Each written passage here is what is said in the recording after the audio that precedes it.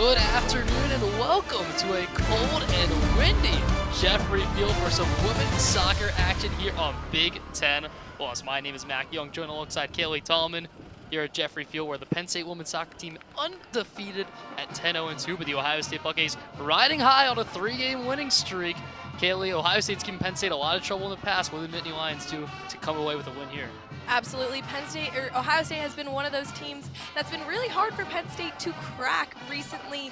And Ohio State is just a solid overall team, and they've beaten Penn State when Penn State's been ranked the past couple of times. So it'll be vital for Penn State to get on the board early. They need to maintain possession and put a lot of pressure on Ohio State's back four if they want to take control of this game.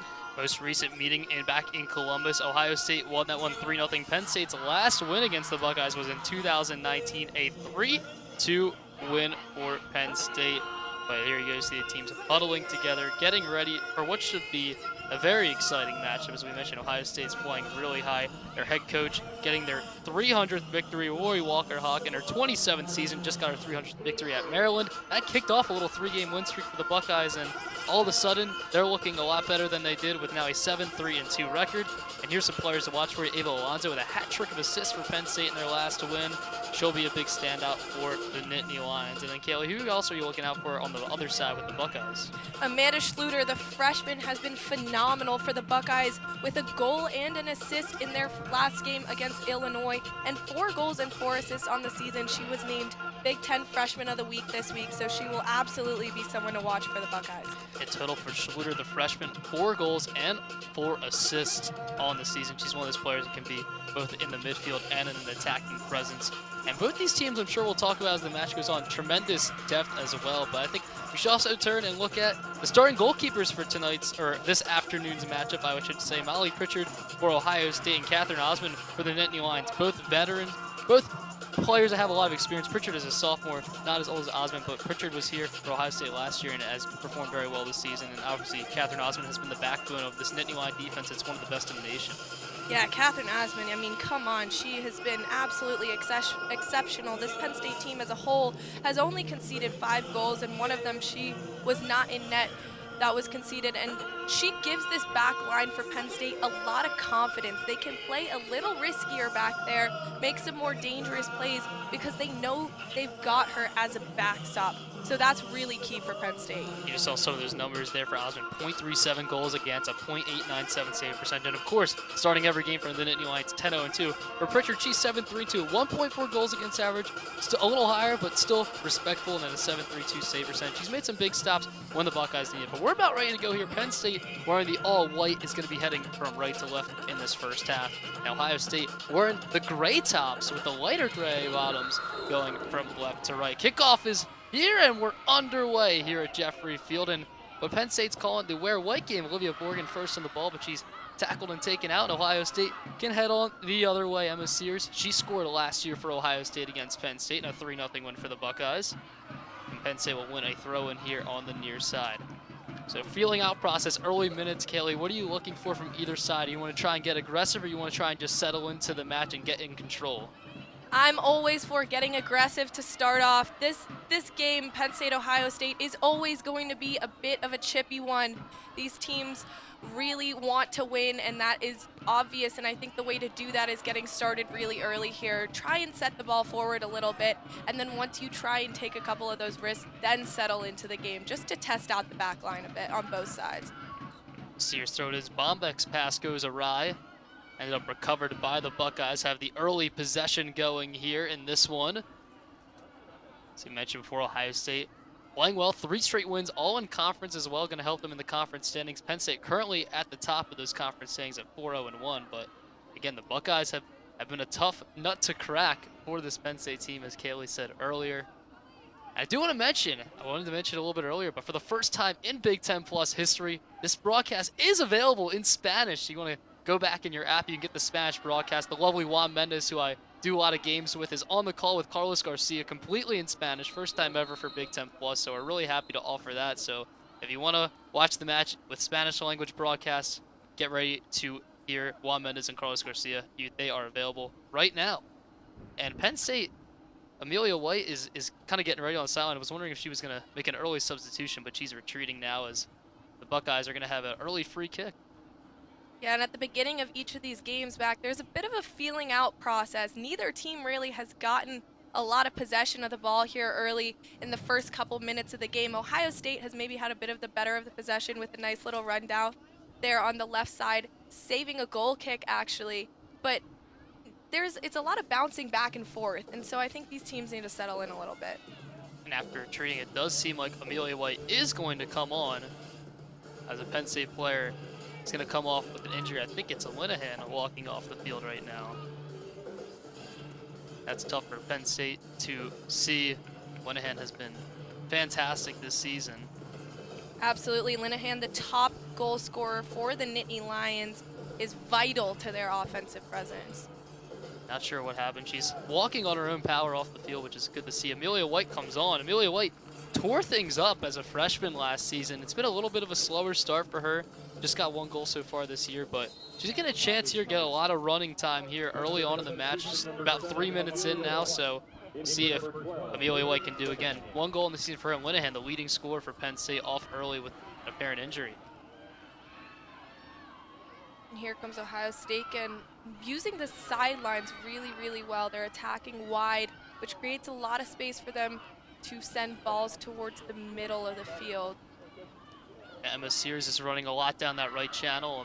Already mentioned it once, but she was a player who was able to score for Ohio State against Penn State last season. She's one of their top forwards, and she's been the one they've been looking to a lot early, and it's been Ohio State mostly on the ball thus far. And you can hear in the background, Penn State band in attendance for today's game. They'll be providing a lot of nice music for us throughout the matches. Oregon plays one along, looking for Amelia White or Caitlin McBean. She's not going to find her. That ball is battled for in midfield, won by Borgen. Wilson on the chase. McBean made the run through the middle, but Wilson couldn't get there. Buckeyes back on the ball, doing a nice job taking that early control here. And Borgen just attempted a bit of a long ball forward there, and long balls are going to be really tough today because the wind is whipping here at Jeffrey Field. So it'll be interesting to see if both teams take more of a possession-based focus today because, like I said, it will be really hard to send a controlled ball forward. There's a long ball from Sydney Jones looking for the run of Schluter, and she's going to get on that one. Schluter crossing into the byline. Shimon initial clearance didn't get far, and then eventually that one played out for an Ohio State throw. That was a nice long ball by Sydney Jones, as you were mentioning. It is really windy today, but Jones put a nice delivery on that. Schluter got to it, a dangerous chance creation for the Buckeyes. Ohio State has the wind in their favor right now, so they should absolutely take advantage of that. Another cross in, cleared initially. Borgen's to it near that near side corner flag, taking on 2 defenders. Eventually, with some help, the Nittany Lions can clear it. See if that one took a deflection. It did. It'll be a Penn State throw-in.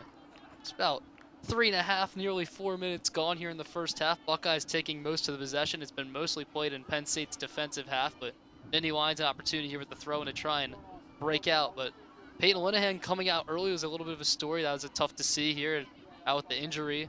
Amelia White's coming for her. She'll play on that right wing. And Penn State will win another throw. Amelia White adds a lot of speed there to the right side of Penn State's offense. So it'll be really nice to see her get the chance to play a little bit more of a game maybe today with Linehan out, because also McBean has been playing so well up top for the Nittany Lions that White hasn't got as much of a chance this year as maybe she expected to. Yeah, Caitlin McBean's had great positioning right there, using her body control to win that free kick, allowing Penn State to break out here. And another player getting an opportunity, that's an underclassman that just misplayed that ball there, is Kaylin Wolf at left back, as Wiesner is out today for Penn State. So some of the young guns getting some big chances, but let's see they come out. As we said, Kaylin Wolf for that off pass there allows Ohio State to get a throw in their attack. And that off pass maybe shows a little bit of immaturity there, just because it was a flat ball in the back. I probably would have gone back to one of the center backs there just to maintain more controlled possession. Yeah, Alonzo, we showed you in the opening with 3 assists last game. Nearly found McBean on a counter-attacking opportunity, but Pritchard clears it for the Buckeyes, and Penn State tries to win the ball back to the press, but Ohio State controls. They've been very calm on the ball thus far, not very scared or intimidated of the opportunity. I mean, Penn State, number 4 in the country now. They have 2 draws, as that's an errant pass, and Penn State will get a throw on the bench, excited for the Nittany Lions. But Penn State, one of their only draws in the season is against the current number 1 team in the country right now in the North Carolina Tar Heels. Penn State we'll talk about maybe a little later. #1 in the nation's RPI right now, which is used to, set the seeding a lot for the NCAA tournament. As Wilson was looking for McBean on the throw, a little bit of a miscommunication there. It'll be a goal kick for Pritchard. And with Penn State's last win against Michigan State 3-1 on the road, Penn State gains sole possession of the top spot in the Big Ten. So they look really, really good this year. Only a couple of ties coming against UNC and then ranked Michigan as well on the road. Penn State bringing a little bit of the press right now, trying to win the ball back. Bombic on it for the Buckeyes, carrying forward, trying to pass through the lines, and Alonzo made a nice play to intercept. Alonzo, Bombic, Sears all in there. And eventually Wolf wins it back for Penn State. Wilson passes it back to Corey Dyke. And she's back in her midfield position, Kaylee, which is really interesting. She was playing in that center back pairing with Vika Sheeman for a while. We see how special she is on free kicks. Obviously one of the captains for his team, a huge leader. But now Corey Dyke back in the midfield with Agresti dropping back and playing center back now for Penn State. Yeah, Corey Dyke's been exceptional all season, especially on those set pieces. And I like seeing her back in the midfield because that gives her more of a chance to take long-range shots, not just off set pieces, but during the play as well. And she was great back there in center back. Her leadership is really obvious as one of the captains of this team. But like I said, having her higher up in the field of play gives her those chances during the actual play of game instead of just on those set pieces. And moving Corey Dyke back to midfield doesn't just say a lot about Corey Dyke, it says a lot about what Coach Erica Dombuck thinks about Michaela Agresti and putting her in center back and trusting her in that role. As another player down for Penn State, and this is not good to see. Another injury possibly. It looks like Corey Dyke down there, which, like we just said, her impact on this team has been huge. So that's a really tough look for Penn State there. I mean, you can see like instantly about 4 players in the Nittany Lions getting around her, trying to see if she's okay. Hoping it's nothing too serious. I think both teams might be huddled up now, maybe go back to the benches for a quick hydration break. Got the waters out near the bench there, but hopefully not too bad for Corey Dyke. But Ohio State, they're having a little talk, as you see right now, whole team out there. Penn State, most of their teams out there. Obviously Corey Dyke still down. Hopefully she can get up soon, but she is, we were just talking about it, monumental to this Penn State team's success, not only on what she does on the field, and she can score spectacular free kicks, she can play multi-positions, but also just her leadership for this team. She's really earned that badge as one of the captains of this Penn State squad, and that would be a major, major loss if she was unable to keep going. Absolutely. Corey Dyke scored a goal in Penn State's last win over Michigan State. It was a penalty kick, actually, but I talked to her mom on senior day, and she said she was so proud of how Corey has managed both being a student athlete, actually both playing soccer and being a student at the same time. She talked about how much Corey Dyke loves playing for Penn State, and that's just so obvious before every game, during every game. She's her teammates' #1 hype man. Yeah, and already for Penn State, thinking it's just so unfortunate, but off the 8 ball here, less than 10 minutes into the match, because Peyton Linehan had to come out with an apparent injury. Now you might be losing Corey Dyke here as well. I mean, that's 2 of your veteran leaders. That's 2 of your top contributors on the score sheet as well. And they're going to have to find someone new, someone different. And, I think that's a good transition for us. That's been a bit of a theme for this Penn State team. 26 of their 30 players on the roster have gotten game time this season, and they've had plenty of players get on the score sheet as well.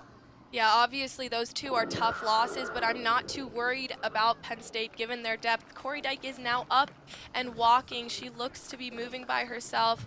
And okay, she's still heading towards the bench, but that's a really good sign for Penn State. Yeah, really good that she's jogging too. She's moving well, looks like, but hopefully nothing too serious. Hopefully maybe we'll see her again if she's able to go, but the crowd will give her a good round of applause. And didn't quite catch who subbed onto her too. I was looking for actually, to say officially, 16 different players for Penn State have had at least a goal or an assist so far this season. So really excellent to see for her. We'll see.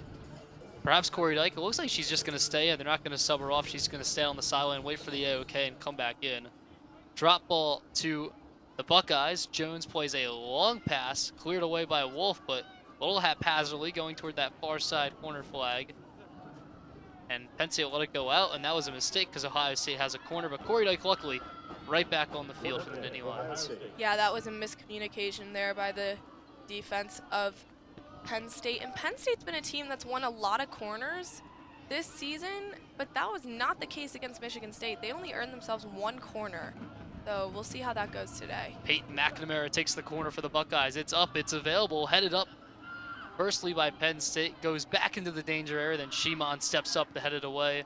First time attempt by Jones is way out there and onto the tailgate lots of Beaver Stadium, and Penn State will have a goal kick with 37 minutes to go in this first half. Pretty good service, I'd say, just unable to get to it for Ohio State.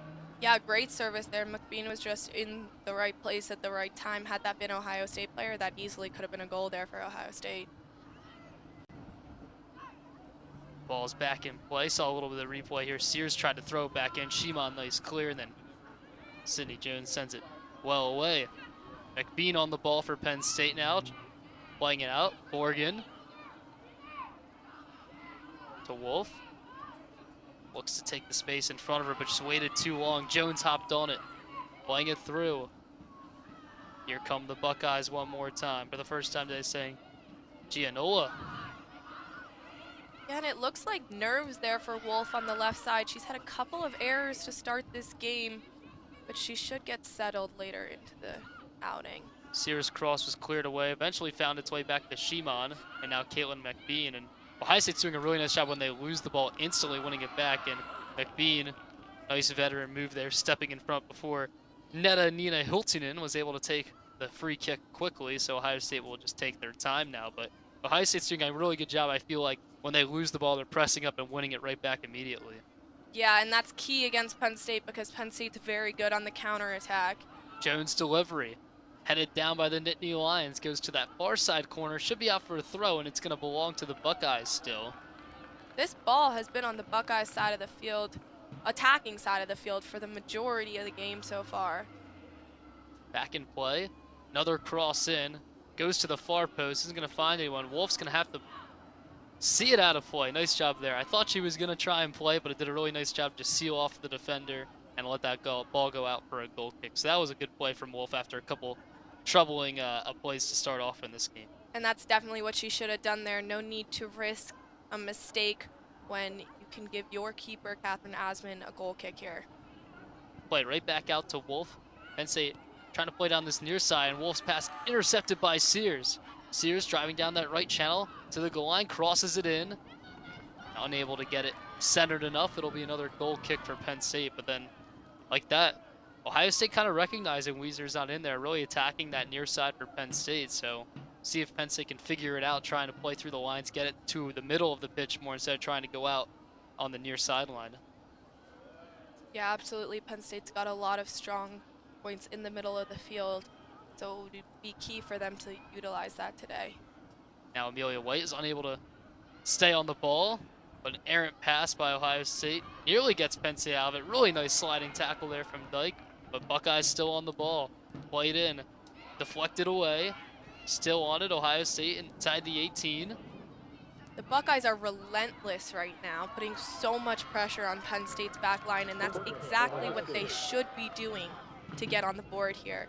At some point, fatigue is going to start setting in for the Penn State defenders because there's just been no break so far this half for them. Yeah, and that's the idea. Michigan State did this really well the last game for Penn State. They, like you said, they're able to get a lot of corners, and here's Ohio State getting another one. Penn State's hardly had the ball down in the Buckeyes half as it's played in towards the back post. Osmond leaps, never touched it, so it's just going to be a goal kick.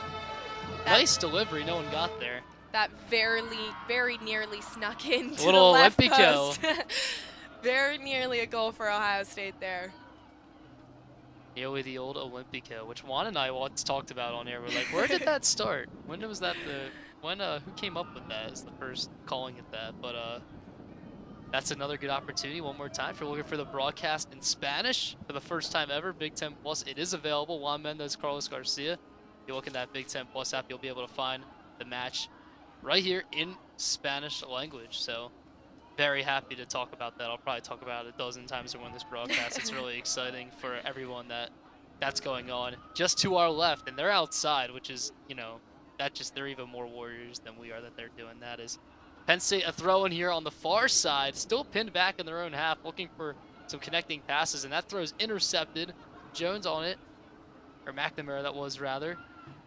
Good step there by, it looked like Alonso, playing pressure.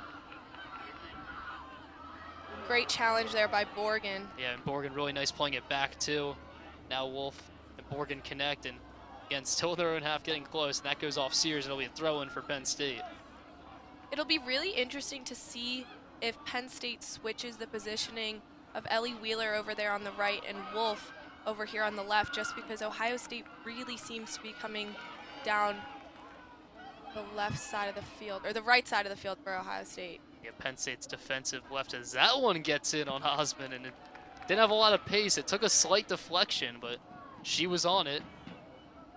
Penn State, you know, they have a tremendous defense. We could say that all day. They've given up 5 goals in 12 games this season, outscoring their opponents 30-5. But, you know, we're just about 15 minutes in, a little bit less than 15 minutes into the match, and Penn State has hardly had a sniff at Ohio State's goal, while the Buckeyes have had corner kicks, they've had good crosses, they've had good servicing, they've had players getting into the attacking box, but nothing doing so far for the Buckeyes as they have it in their defensive half. Goes back to Pritchard. Amelia White on the pressure, and she forces a poor pass. Alonso heads it down.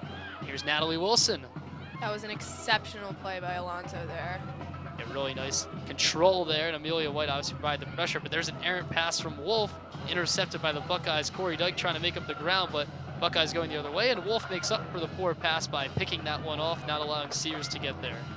And that's so important for Wolf today, especially like we both said, she's made a couple of errors here early, but each time she is winning the ball back, and that is extremely important for Penn State. Being played it long, looking for White, but White wasn't on the run to get there, and Ohio State's back on it. McNamara through the middle.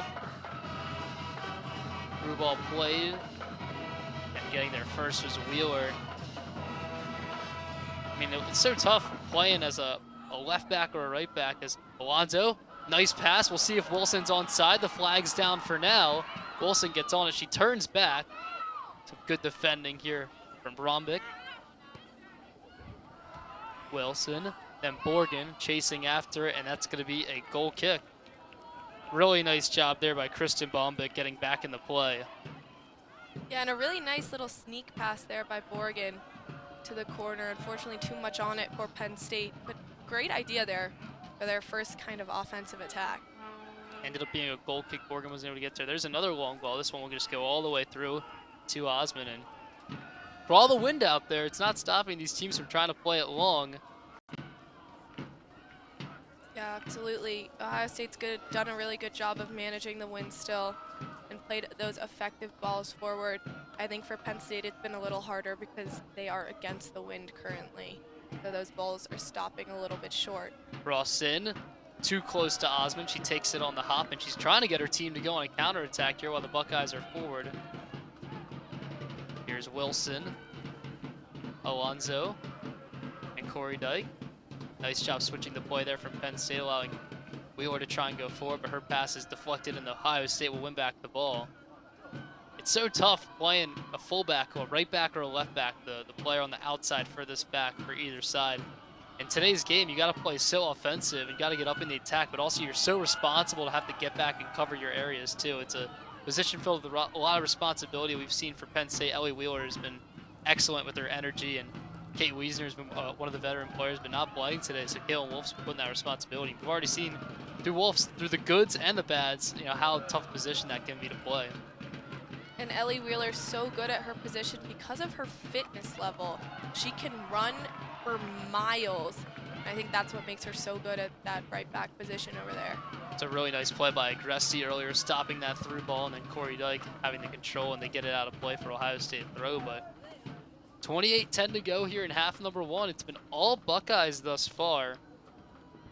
Only one shot on goal credited to Ohio State so far. 3 shots total for the Buckeyes, though, and 2 corner kick opportunities. But Penn State, no shot attempts, no shots on goal, and no corners, obviously, for them either. So Ohio State dominating on the ball thus far. Penn State, the number 4 team in the country, looking to try and wake up a little bit here in a cold and windy day at Jeffrey Field on the campus of Penn State. And I don't believe there's been a team yet this season that has been this dominant against this Penn State team in the first few minutes of the first half here.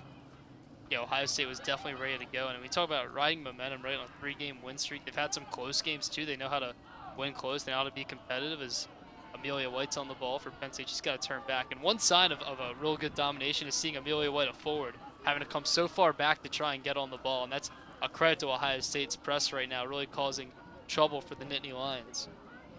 Yeah, they have 4 players pressing Penn State's back line, making it really hard for Penn State to play a controlled ball out of the back right now. Here's Sears, goes across, Schluter meets with a couple Penn State players, but then wins the ball back. Now Sears crosses back, trying to get to her left. Wolf does well, deflected, so Osmond's able to scoop that one up, and that was good defending there from Kaylin Wolf. Yeah, Ohio State is just playing with so much energy and passion right now. They are quicker to the ball, they're making quicker decisions, they're playing to feet, and they're playing with a lot more aggression than Penn State. The Penn State's really got to step it up if they want to make something happen here. Here's Morgan, she's overrun. Now Sears. Brombrick loses the ball. Nice pass there from Wilson for Caitlin McBean. She's 1-on-3 but has space to run. Caitlin McBean crossing over to her left. Looking, Amelia White's the runner. McBean tries to cut it, deflected, and wasn't have enough power to get out for a corner, so Penn State's just gonna have to settle for recovering the ball, but they have it in the attacking half now as Borgen's on the ball here on the near side. Alonzo playing smartly back out the Shimon. Penn State can finally set up a little bit of possession and attack here as Wheeler carries. This is great for Penn State, but you see how quickly they're moving the ball from player to player, and that's what they need to keep doing.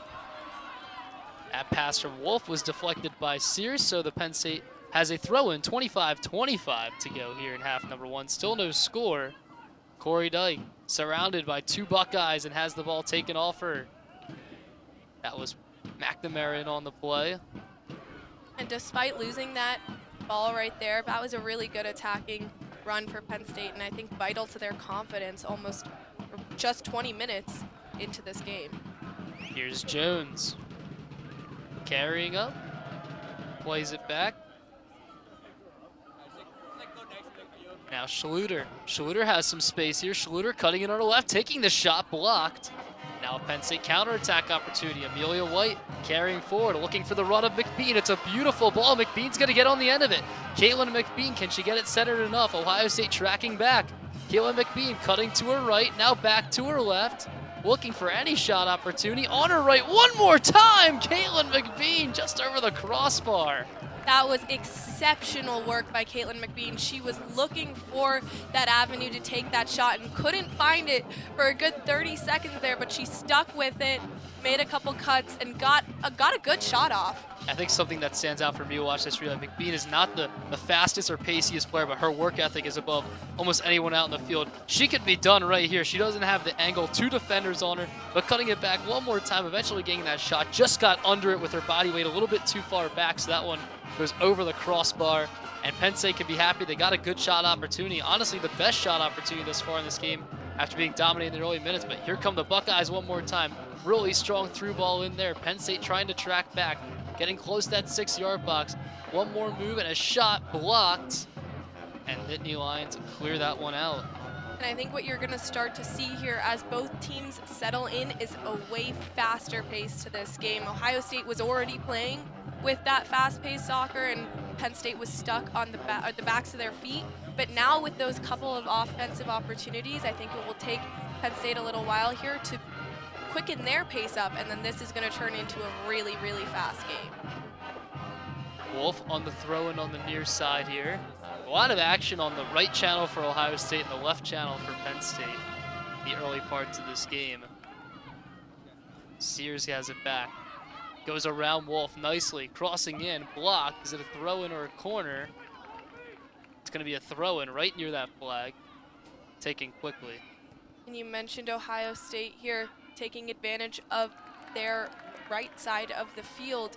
That's smart by them because they're taking advantage of the lesser experienced outside back, which is exactly what teams should be doing, and I think what Penn State is doing over there on the other side of the field. Wheeler has it now for the Nittany Lions. Corey Dyke goes to Alonzo. Penn State, I think that chance for McBean kind of reinvigorated them a little bit. They look a little more confident passing the ball around, trying to get out of their own half. But as I say that, really good tackle from McNamara, then a hard foul by Borgen. Jones, one of the captains for Ohio State, wants a card. She's going to get it. Borgen will see yellow. First time we see a card this game, and Borgen's going to be on a caution for the rest of the game. And I mentioned at the beginning of this game, it was probably going to be physical, a little chippy, and there you have it right there. Both teams really want to win this, and so things are bound to get aggressive. Interestingly enough, both teams so far this season have 7 yellow cards going in, but that is the 8th yellow card for Penn State on the season. Ohio State has not received a red card, and they've not, had the opponent get a red card against them. But Penn State's had one each, and that one actually against the coaching staff a couple matches ago. It was a wild scenes in that game. A lot of aggression and feistiness that we might be seeing in this match as Ohio State will have another corner.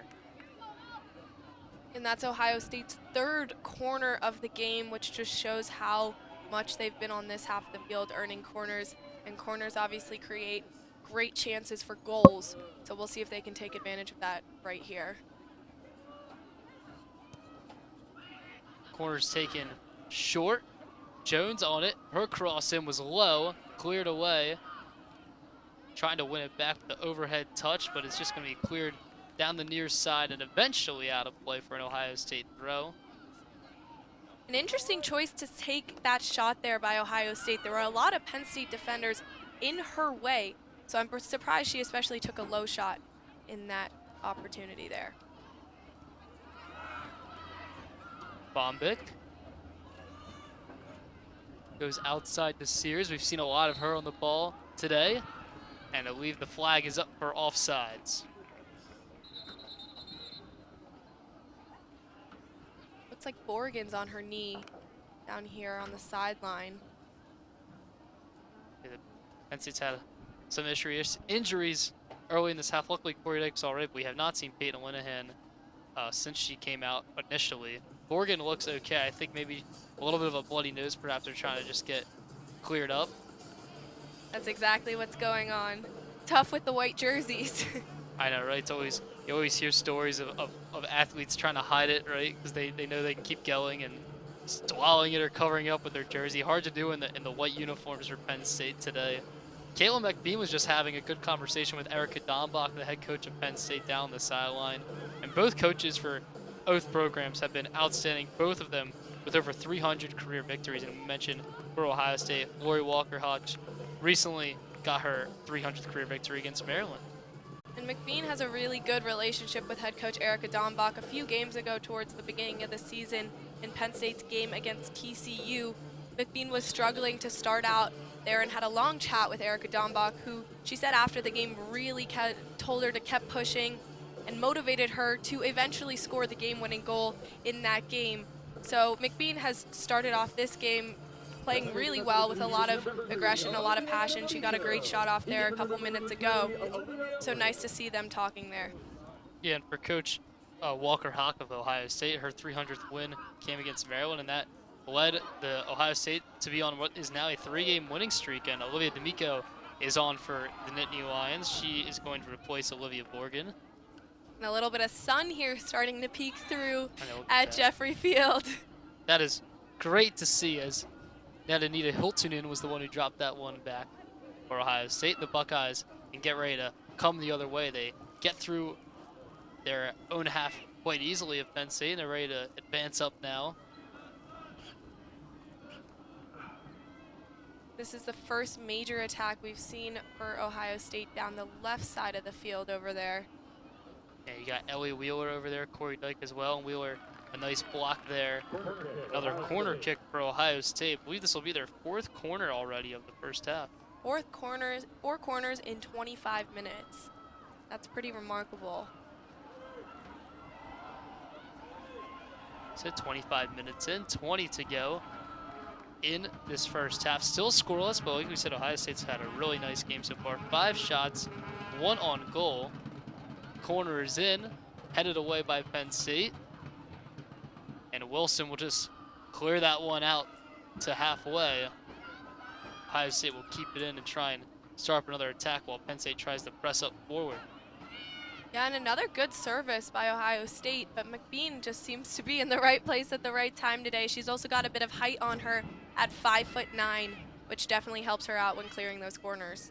Here's Marin Gasick, and now Jones, long ball in. Again, the wind heavily blowing. That ball ends all the way up towards the far side, goes out for a goal kick to Penn State. Now, Penn State just one shot, no shots on goal today, but it was a nice Caitlin McBean shot just over the crossbar and a counterattack for Penn State. So they can be proud to say they have the best chance, but I think Ohio State is going to be happy with the run of play they've had thus far today. Yeah, absolutely.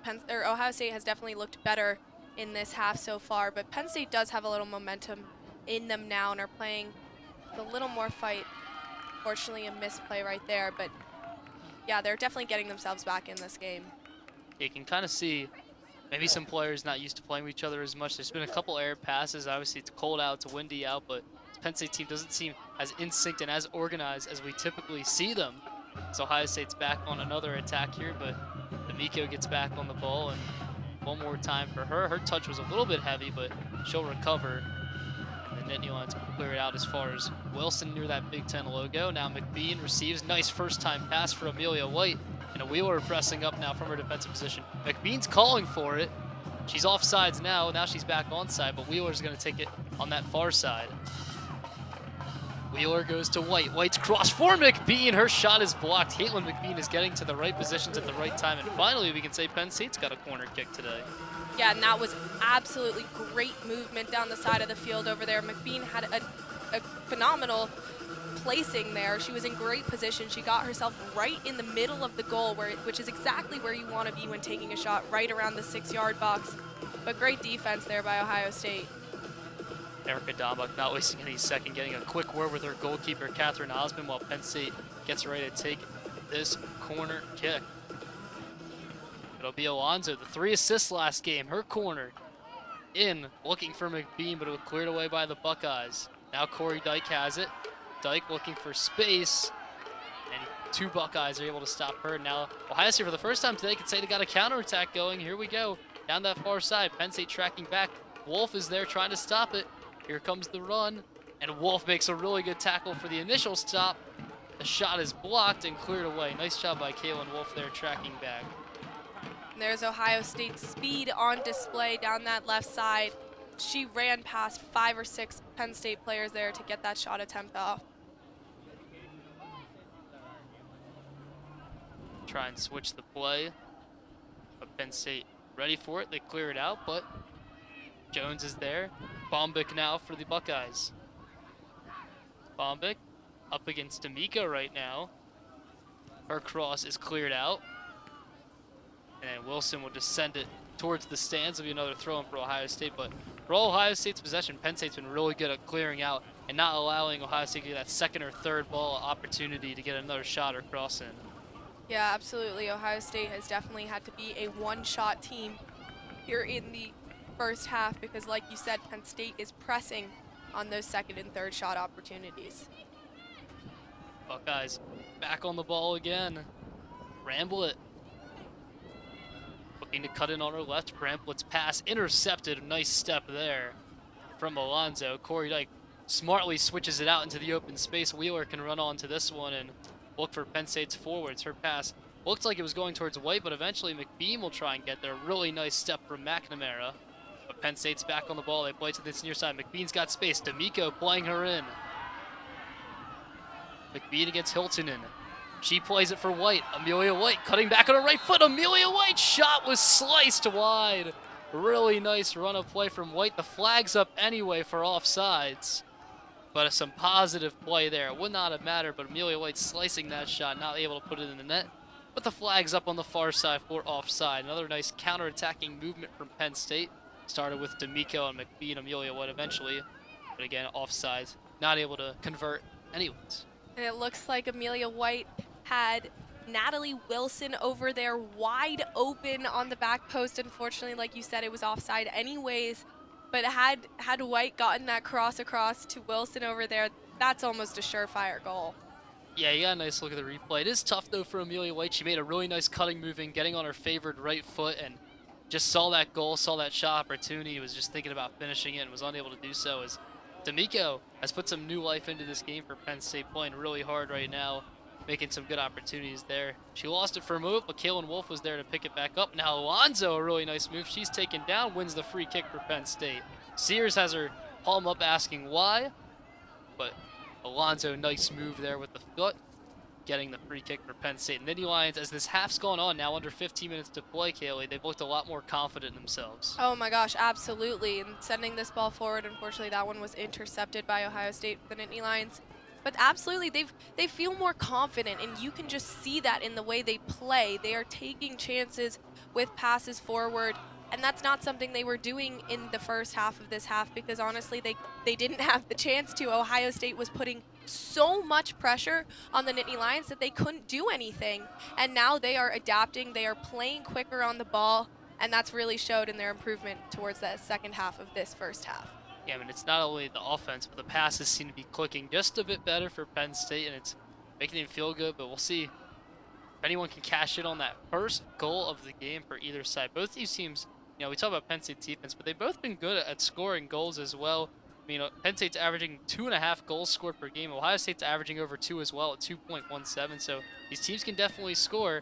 It's Alonzo looking long. McBean heads it.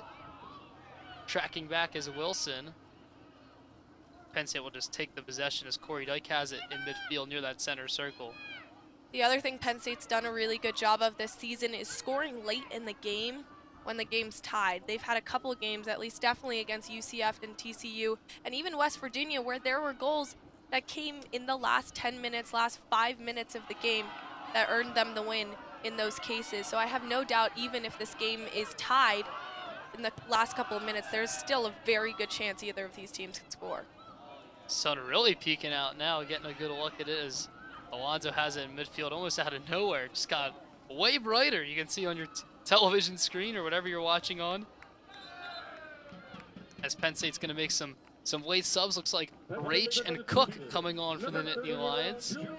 Julia Rach and Rebecca Cook. Say it every time she appears, but Rebecca Cook at Quinnipiac last year was the leading goal scorer in the country. Settled in well here as a substitute for the Nittany Lions with 2 goals so far this season. And Julia Rage has been a super sub, 2 goals and 3 assists to her name on the season. Amelia White's going to take a break, and I believe, didn't see who else went off for the Nittany Lions. I believe Natalie Wilson also went off. And then Otto Brook and Coley Sidolowski are on for the Buckeyes. Amanda Schluter and Kristen Bombick are off for Ohio State. You know, quickly of all those subs, I think Amelia White's a standout because Linehan had to come out early in the game. What did you see from Amelia White getting a lot of the game time in that first half? Yeah, Amelia White did a great job. Like I mentioned, her speed is the key aspect to her play. She is so quick, and that's vital against a good Ohio State D line here. And she used that. She got a couple of chances, like we mentioned earlier in the half. A great shot there towards the left or the right side of the goal. Like I said there, Wilson was wide open on the back post, but even still, great shot attempt by her. So she definitely added some speed, and speed is so important in terms of momentum too, and I firmly believe that. So yeah, she's been great so far. She had a good run of play there. Obviously, offsides at the end there, but a very promising start. Corey Dyke coming back to the bench now as Penn State will make another substitution, and Ohio State gets ready for a corner kick. Comes in looking at the near post. Osmond out to play it. Still loose, and finally it looked like Shimon was able to get her boot on it and clear it away. Ohio State's service today has been really well. Penn State's been quick to defend. They'll look to try and get it back in, but Wheeler's wise to it, plays it out. Be a throw in for the Buckeyes here as we approach 10.5 minutes to play here in half number 1. And Shimon's a player that I like seeing both on the offensive corners and the defensive corners because she's got a lot of height on her, so she has scored a lot on those headers off those corners. Nice turn, pass to the byline, nearly got there. Caitlin Wolf made an outstanding play on the slide tackle. Ohio State threatening again after we thought Penn State really had gotten back in the game. The Buckeyes are feeling good again. They give the ball up there, but a couple really nice chances here as we'll take a look from a different angle here, crossed in, but back to present action as Wolf throwing it on the near side. The Nittany Lions in attendance today. You can see him down in the stands, and like I mentioned a little bit earlier, the band is here as well, so big setting here. Penn State calling this their Wear White game. Yeah, despite the cold, Penn State fans have showed out today to support the Nittany Lions. Not all of them in white because it's so cold. Most people are bundled up in jackets and blankets, but still, really nice to see the support for the Nittany Lions out here. Another corner kick for Ohio State. I mean, for Penn State, for football, when it rained, they said they need clear or white ponchos. So maybe they weren't ready for the cold weather today. They should have said wear a white jacket or a white sweatshirt. They got some white sweatshirts down there for sale too. Probably making some good money today as the corner comes in, this time to the far post, and Osmond punches it not too far. Rebound is in! A goal for McNamara, and Ohio State takes the lead with about 9 minutes to play here in the first half. And what a shot by McNamara. That was a rocket from about the 18-yard line.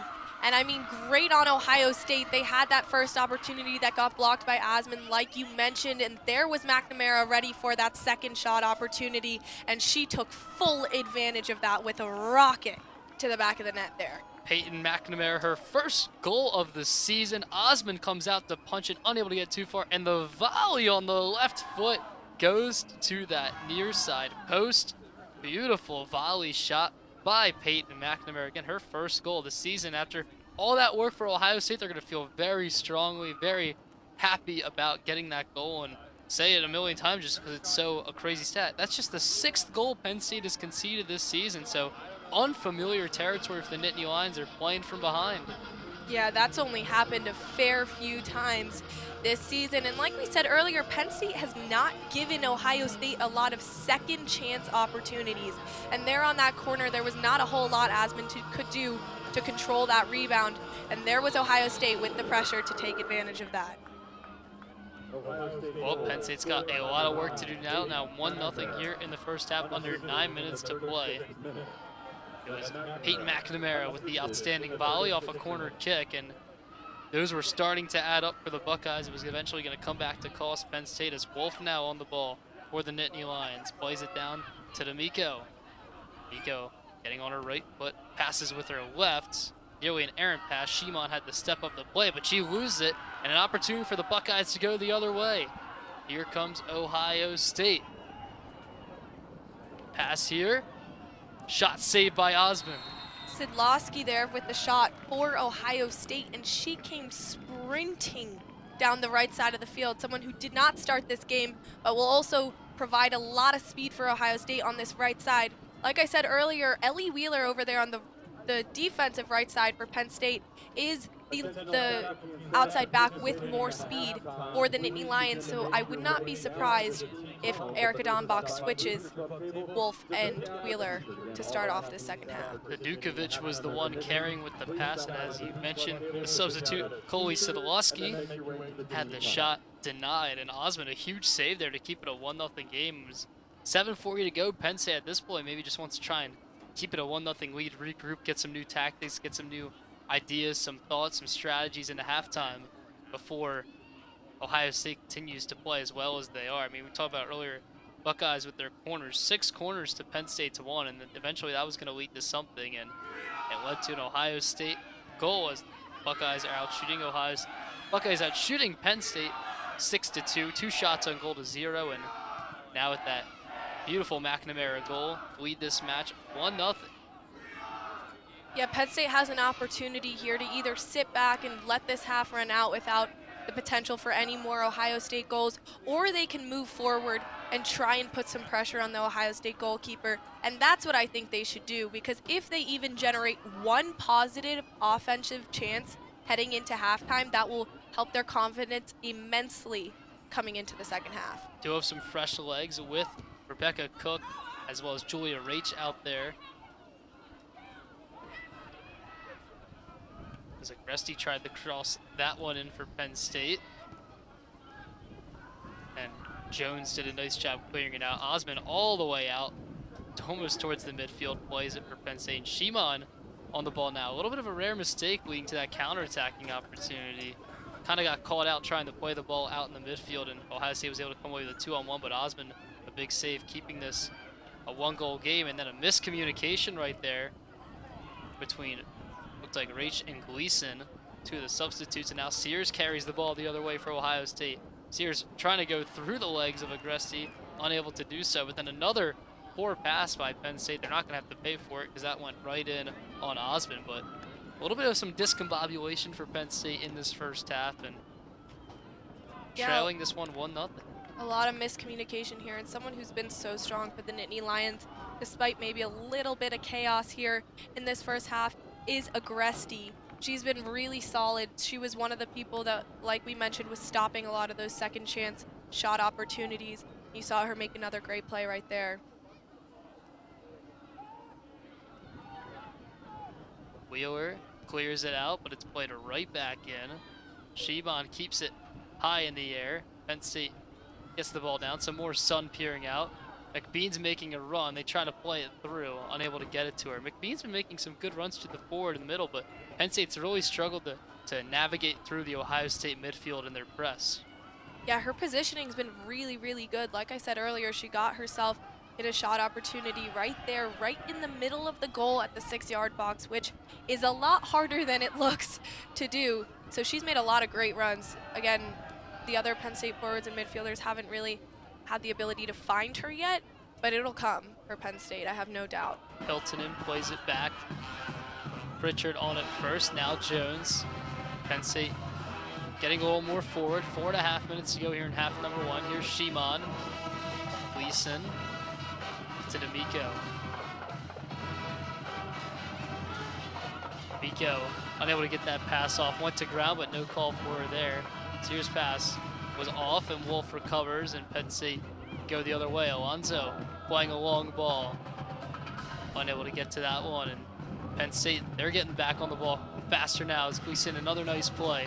Trying to play it through all the way for D'Amico. Gets it to that near side corner flag under 4 minutes ago. D'Amico's cross, chested down by McNamara, cleared away by Brown, or Jones rather. And now Osmond has it. Yeah, I think Penn State exhausted the near side of the field here a little bit there. I would have liked to see them switch it over there to the right side because all of Ohio State's defenders were on the near side of the field. Gleason in a battle with two Buckeyes eventually wins that one, plays it out wide for Alonso.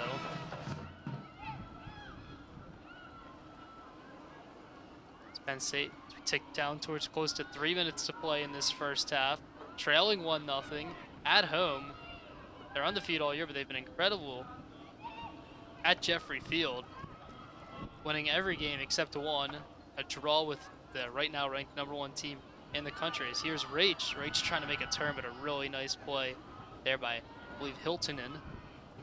Now a good slide tackle there. Penn State winning the throw in there on the far side. Under 3 minutes to play now in this first half. Yeah, a great play there by Ava Alonso. Ohio State could have had the opportunity to go the other way to end out this half, but now Penn State has possession heading towards their attacking goal. McBean there using her physicality. Seal. Caitlin McBean trying to get in on her left foot now. Caitlin McBean! What a shot by Caitlin McBean, and like we just said, her physicality has been exceptional all game, and she was waiting for a goal. She's gotten herself in the position to score all throughout this first half whenever Penn State had the opportunity there in the final third, and there she finally gets the goal she's been working so hard for all half. She celebrates with the bench, and the defender was so sure she was going to cut it back to the right foot like she did early in the half, but McBean showing you she could use both feet, stays with the left. First off, it was a great turn. Now she gets in one-on-one with the defender, cuts back to the left, unexpected, and just pokes it home to that far post. An excellent finish for Caitlin McBean. She has really come into her own here as a striker for the Nittany Lions. For McBean, it's her 4th goal on the season, evening this matchup at 1 apiece. And now Penn State, instead of just surviving the half, they can feel a lot better about their first half performance, getting this one back on level terms. Yeah, Penn State and Ohio State now even again heading into the second half unless either team is able to score here in the last couple of minutes. That's also McBean, like you said, her 4th goal this season, which beats her 3 goals that she scored last season, so that just shows the improvement she's had from last year to this year. And McBean will get a little bit of a break here in the final 2.5 minutes of the first half as Ohio State kicks off and sees if they can try and pull one more back. But McBean definitely been the best forward for Penn State, you know, in this first half, making some really incredible runs and some great work, some good work ethic. And she gets rewarded there with an excellently taken goal. evening this matchup at 1 apiece. So now before I said Penn State had the opportunity to either go on the attack or settle and just prevent Ohio State from scoring. Now I would say Penn State should just settle and prevent Ohio State from scoring here. You nailed it there. Saying to get on the attack, and Penn State did. They had those substitutes, right? You see D'Amico and you saw Rach be heavily involved in the attack, and now Ohio State can come the other way. They got to be weary now as Sears is on the ball, but unable to take that tough one down, and Ohio State gets it back with McNamara stepping up now. Sears driving far side. Sears cross, blocked, almost out for a corner. Kept in play, though, by Wolf. And now, nice job tracking back by D'Amico. It's still a throw-in for the Buckeyes. With only a minute and a half left in Ohio State in the offensive third. They're definitely going to try and put pressure on Penn State's back line, but Asman now has the ball, so it should be going the other way. Wheeler on it. She's been incredible. She keeps a work ethic. She hasn't come off. Haven't had much to do on that right back area for Penn State, but been really strong on it. As like you said, we headed into the final minute of the first half. A very entertaining one. Ohio State played really well. They got rewarded. And then Penn State coming back and evening the matchup at 1 apiece. We got about, it says 53 seconds on your clock, but on the scoreboard here it says 40 seconds to go here in half number one. All Penn State, maybe one more attacking opportunity here. Here's Wolf. Wolf plays a short pass. Now D'Amico. D'Amico trying to drop it off for Wolf, but Otto was wise to that for the Buckeyes. Despite a little giveaway there, Penn State did a really nice job there moving the ball through the middle of the field. They weren't trying to do too much with a couple of seconds left in this half. Just keep possession in the middle of that field. 3 seconds to go in the half. Now 2, now 1, and that'll do it. Highly entertaining first half. The Buckeyes look to be carrying the play, showing their stuff. We mentioned Penn State had not beaten them since 2019. They come in riding a 3-game win streak, unranked, while Penn State ranked number 4 in the country, for the Buckeyes to score first. And then Caitlin McBean, a little solo effort, incredible effort with her left foot, getting a really nice goal. Your first half stats: Ohio State and Penn State even at 1. Ohio State outshooting the Nittany line 6-3, 2 shots on goal to 1 in favor of the Buckeyes, 6 corners to 1 in favor of the Buckeyes as well. But on the scoreboard again, all even up. Before we go to half, Kaylee, your first half thoughts? Yeah, I think Ohio State came out really strong. They came with confidence. The 3-game win streak gave them that confidence, especially with a win over Indiana, who is ranked in that 3-game win streak there. And Penn State is coming off a draw and a win, which maybe is not how they wanted to come out of that 2-game stand in Michigan against both Michigan and Michigan State. But Penn State got the momentum in the second half of that first half, excuse me. McBean has been playing lights out in that half and has all season, and I think her aggression and her positioning is really what got them that goal there. And I think heading into the second half, Penn State is the team with the momentum right now, so it'll be interesting to see how Ohio State can respond to that goal at the start of the second half here. Ohio State played a really incredible match, but Penn State ended up kind of feeling better about themselves as they score late to even things up here. It's a 1-1 in the first half. Your goals scored by Caitlin McBean for Penn State, and then for Ohio State, Peyton McNamara getting her first of the season. I'm Mac Young, joined alongside Kaylee Tallman. If you want the broadcast and Spanish, you got Juan Mendez and Carlos Garcia. We'll see you back for the second half after this quick break.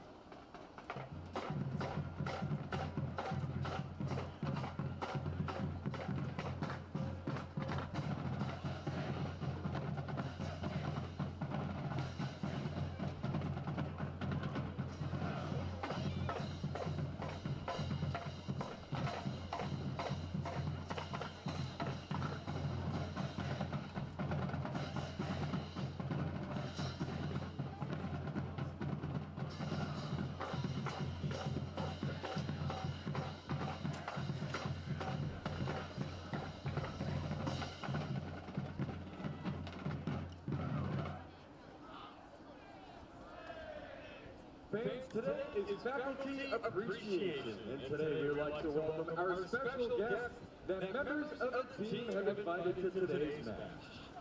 First, we have Rodrigo Cardenas, Rob Turkey,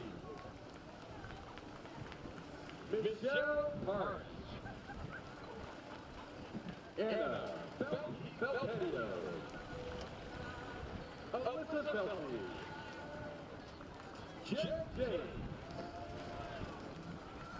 Mark Catterman, Christina Fettery, Dr. Amy Scatterbo, Dr. Danielle Rubach, Dale Sanguino, Danielle Butterworth, Kelly Barrow, and Mitchell Smith, and Troy Lefley. Fans, give it up one more time for our faculty and staff representatives.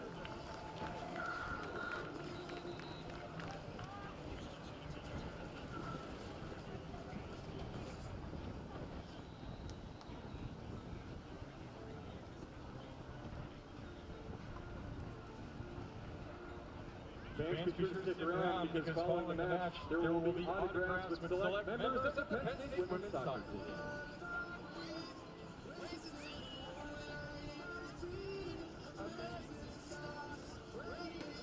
Kids, you're interested in running a lap around the field following today's game? Meet by the marketing table to run a lap around Jeffrey Field at the conclusion of the match.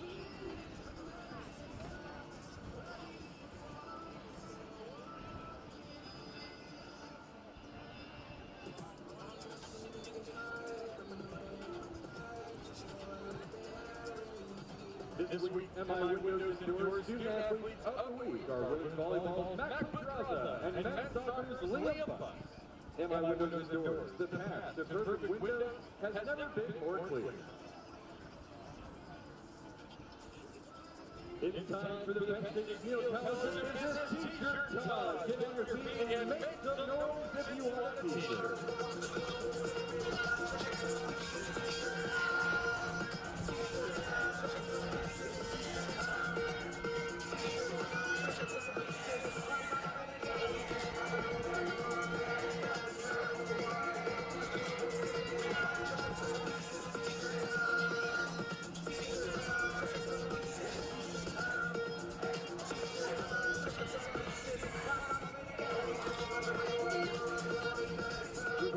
Undergraduate, graduate, doctor, and executive programs, Penn State Meal is a business partner at all stages of your career.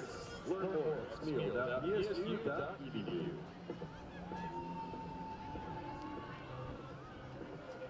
And now fans, check out the video board to find out who the team thinks takes the longest to get ready.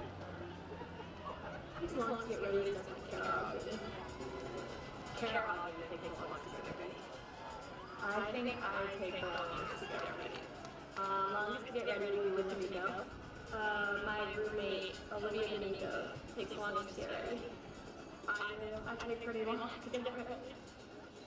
Longest to get ready is Mackenzie Grass.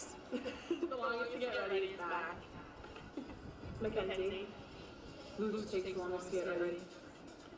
The person who takes the longest to get ready is Peyton Linehan. Peyton Linehan. Longest to get ready, Peyton Linehan. I think Peyton takes the longest to get ready. I'm gonna say Peyton. Maybe Peyton Linehan. The longest to get ready is a tie between Peyton Linehan and Corey Dyke. Both of them take forever. Not gonna lie, I think it's me. Longest to get ready, I honestly might have to say myself. Ellie. I have no idea. The person that takes the longest to get ready is Molly Martin. Ava Ryan. Who takes the longest to get ready is Ava.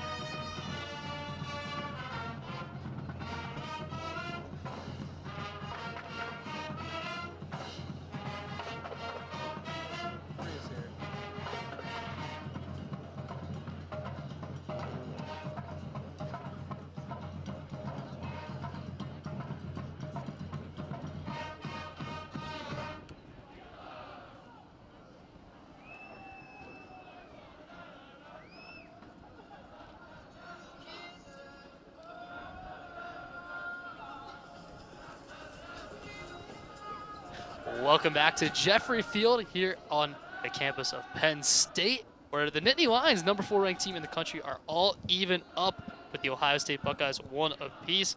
Peyton McNamara scored first for the Buckeyes off a corner kick, a really nice volley goal, and then Caitlin McBean pulled things back for Penn State. But here's a look at the Big Ten standings right now. We mentioned Ohio State on a 3-game winning streak, all against Big Ten teams, so they're 3-1-1 in conference. Penn State 4-0-1 in conference, but a great opportunity for the Buckeyes here to draw even with Penn State in those conference standings and get in a tie for the top. As you can see right now, a bunch of ranked teams in the Big Ten: Penn State, Wisconsin, and Michigan, all very well. Indiana was ranked, and obviously we talked about that Ohio State was able to get a win off of them. So big game, huge contest here again. Ohio State playing extremely well. They probably played the better half of soccer, I would say, in that first half, but Penn State able to play well at the end, getting that tying goal. Kaylee, what did you see? Yeah, Penn State got the momentum in the second half of that first half. They're putting a lot of pressure on Ohio State's back line, which was something they were not able to do at all in the first half. At all. I don't think the ball crossed the midway point until the second half of that first half. And Ohio State was doing a phenomenal job of pressing Penn State's players, not just the back line. Every Penn State player, when a ball was played out wide, Ohio State was on it, preventing Penn State from stringing many passes together, and Penn State was playing really slowly.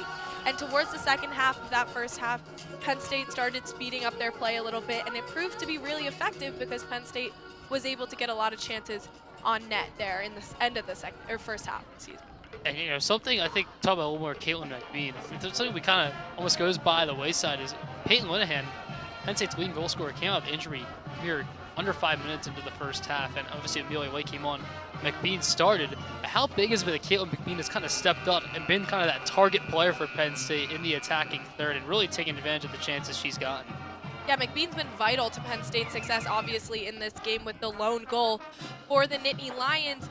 But McBean has done that all season, it seems. All of McBean's goals she scored prior to today have been game-winning goals for the Nittany Lions, both against Michigan State, UCF, and TCU this season. So she has been a key clutch player for the Nittany Lions, and it's her aggression and, like I said, her positioning that allows her to score those key goals because she knows where she is on the field. A lot of coaches would say she has a phenomenal soccer IQ, and that has really been on display tonight. Like you said, Peyton Linehan, the #1 goal scorer for Penn State, and her absence has absolutely been noticeable, but I think McBean's play has made up for that.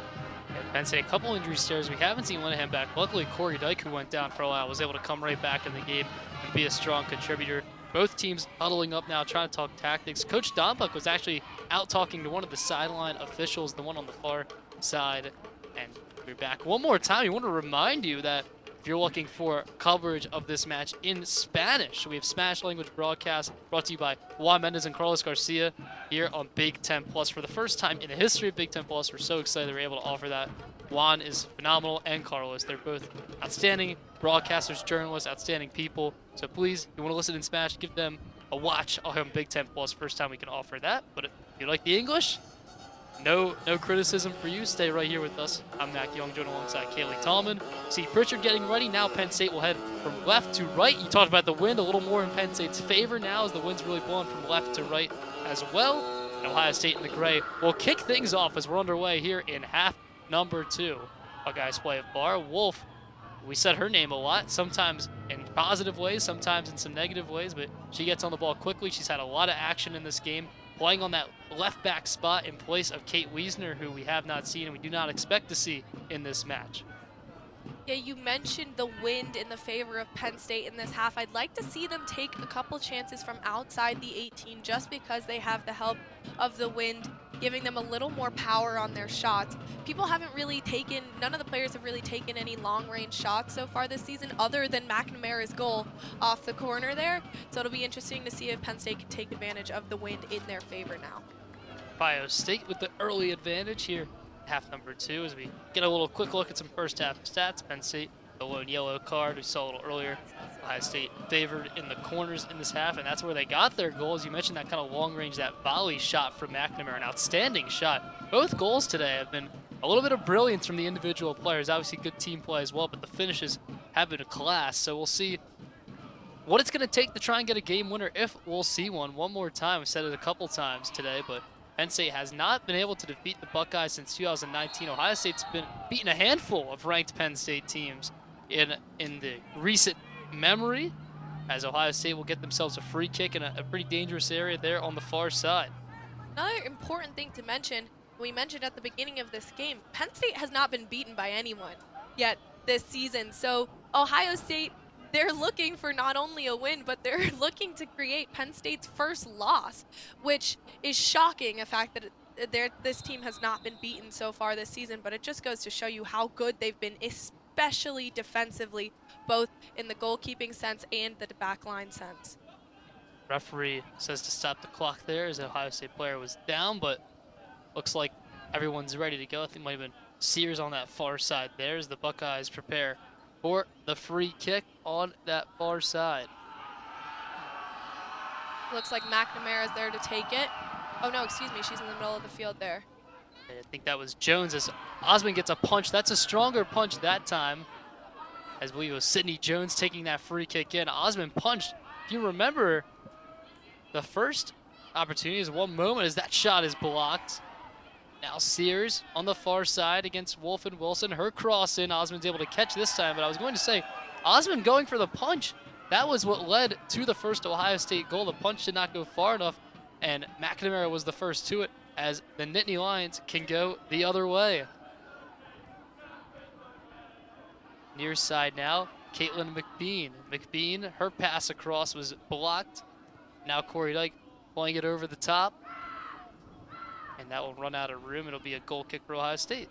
And Penn State used the width of the field, especially on when they were attacking on this near side, to create a lot of chances wide. I'd like to see them attack more through the middle of the field because they were able to draw so many Ohio State defenders out wide. There was a lot of space for them to create chances there in the middle. Pass intercepted by Wheeler. Penn State a chance to attack now. Here's Alonzo. Corey Dyke.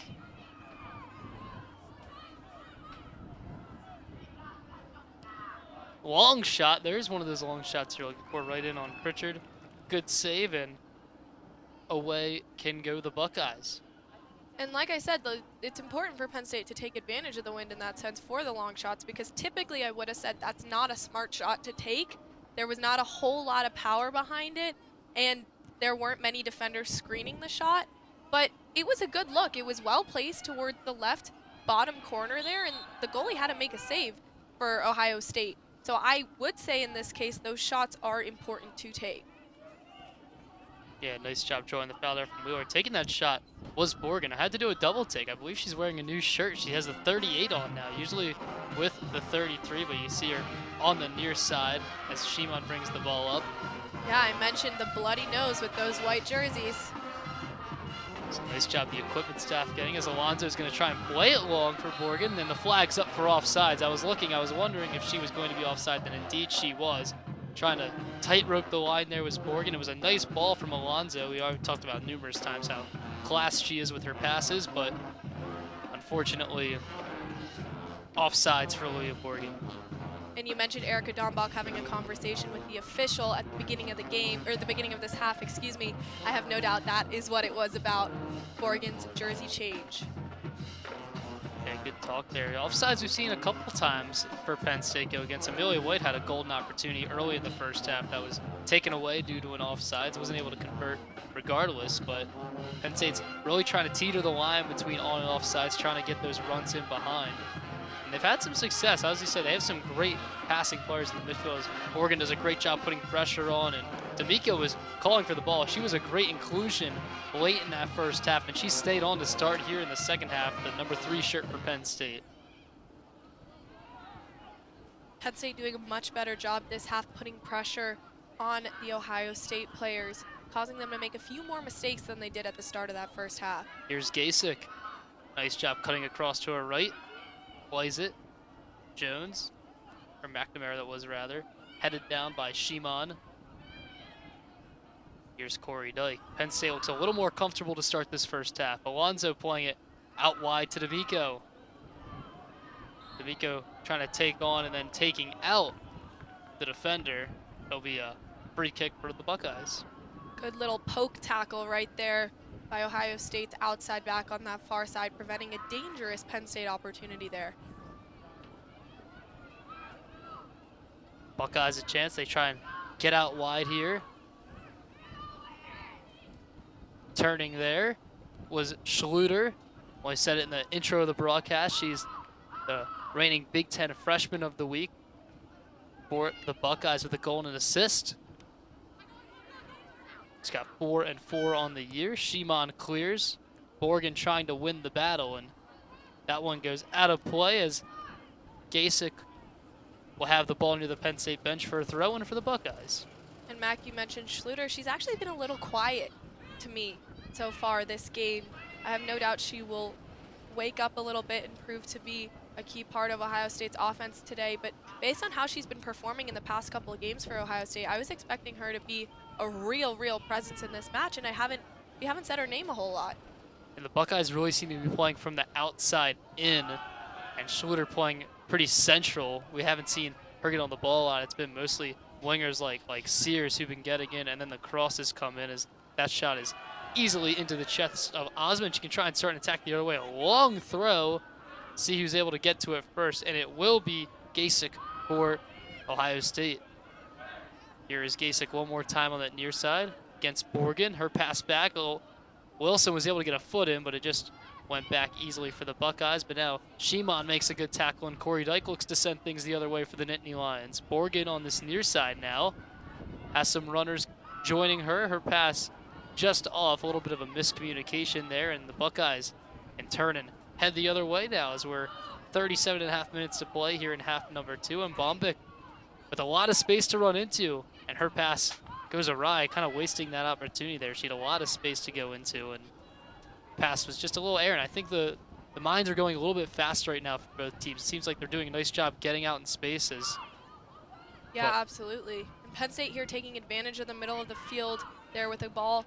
Corey Dyke out wide to Ellie Wheeler, and then back inside. That's what I'd like to see Penn State do. Switch the ball from the outside of the field to the inside of the field to the opposite side of the field, instead of just saying on this near side, or last half the near side.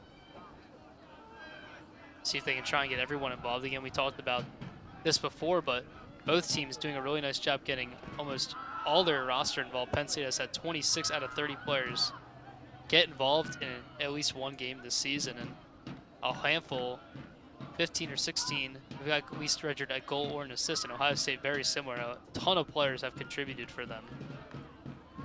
And I think that's why Linehan's absence and Wiesner's absence today is less noticeable than maybe those key players would have been had Penn State not had the depth that they do have. Yeah, D'Amico has been a standout. She's playing on that far side, like a left winger, a left mid for Penn State, and she's been really nice, very vocal, active player.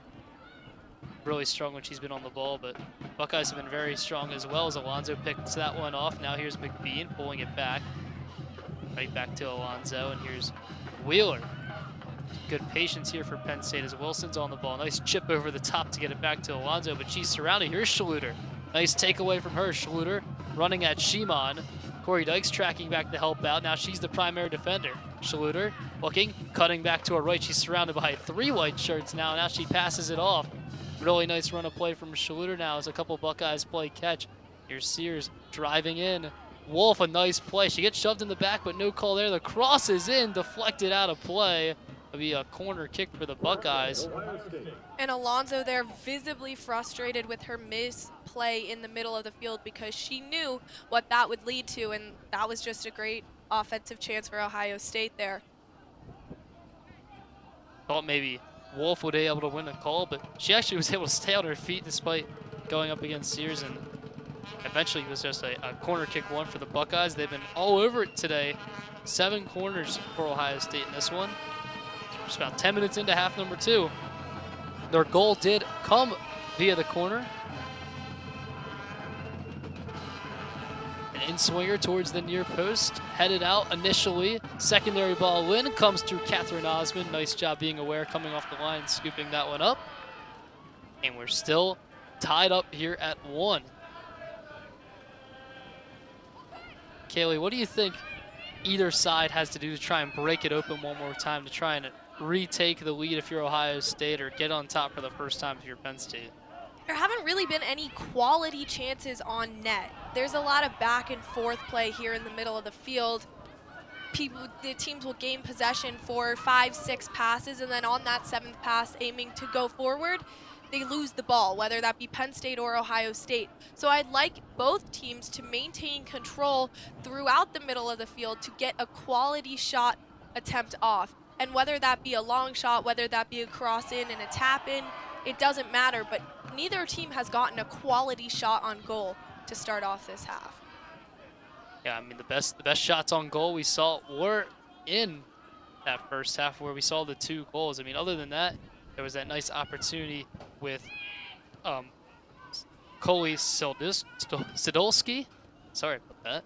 She had that nice opportunity on that turnover by Shimon, but that was saved by Osmond. But yeah, you're right. In this second half, it's been nothing doing for high danger chances. We are just getting to that 12-minute mark in this minutes play here in half number 2. So it is still early, but I think both teams have grown into the game a bit more. They're moving the ball more fluently through midfield. So we'll see if that can lead to some more chances and maybe some more goals.